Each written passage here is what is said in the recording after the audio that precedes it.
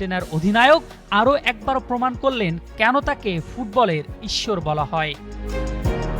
বিশ্বকাপের ফাইনালের টিকিট কাটার মাঠে তার পারফরমেন্স যেন ২০ বছরের তরুণের মতো। চলতি ২০২৬ বিশ্বকাপে এখন পর্যন্ত লিওনেল মেসির নামের পাশে জ্বলজ্বল করছে ৮টি গোল এবং ৪টি অ্যাসিস্ট। এই অবিশ্বাস্য পারফরমেন্সের ওপর ভর করে টুর্নামেন্টের সর্বোচ্চ গোলদাতার পুরস্কার গোল্ডেন বুট এবং সেরা খেলোয়াড়ের পুরস্কার গোল্ডেন বল দুটির রেসেই সবার চেয়ে অনেক এগিয়ে রয়েছেন এই এলএম10।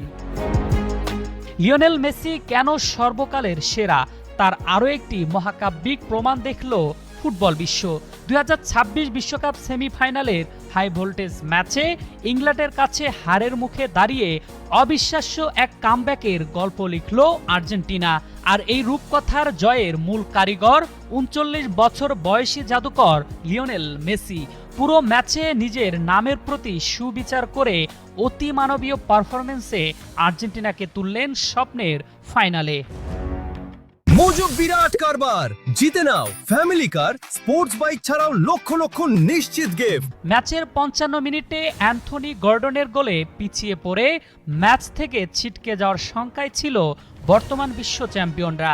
আলবিসেলেস্তে সমর্থকদের স্তব্ধ করে দিয়ে ঘড়ির কাঁটা যখন ৮৪ মিনিট পার করছিল, ঠিক তখনই শুরু হয় মেসি ম্যাজিক।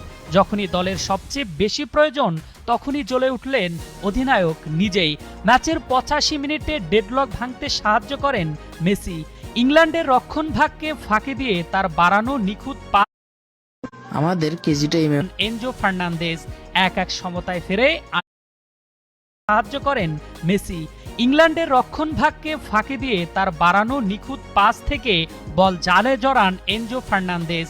১-১ সমতায় ফেরে আর্জেন্টিনা। নাটকের তখনও শেষ বাকি ছিল।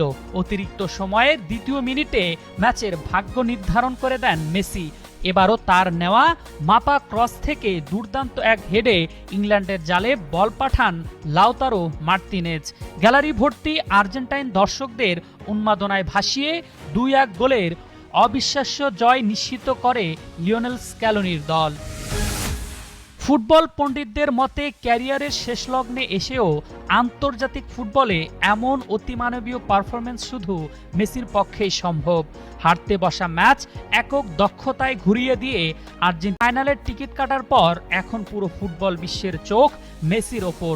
৩৯ বছর বয়সে এসে আরেকটি শিরোপা উঁচিয়ে ধরে নিজের শেষ বিশ্বকাপ তিনি অমর করে রাখতে পারবেন কিনা সেটাই এখন দেখার বিষয়। আরফিন জুয়েল, যুগান্তর স্পোর্টস।